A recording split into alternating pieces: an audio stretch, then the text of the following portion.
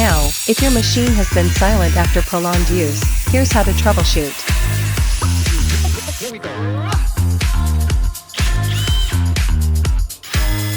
Step 1. Inspect the carbon brushes.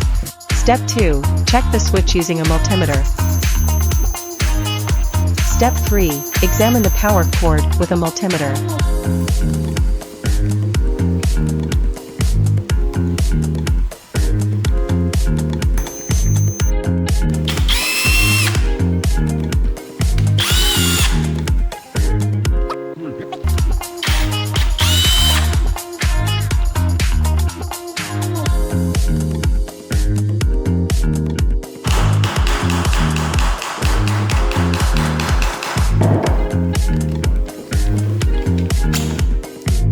Step 4. Test the stator with a multimeter.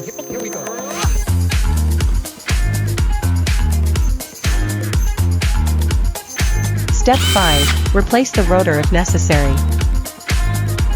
Step 6. Replace the gears, and we have a backup video for reference.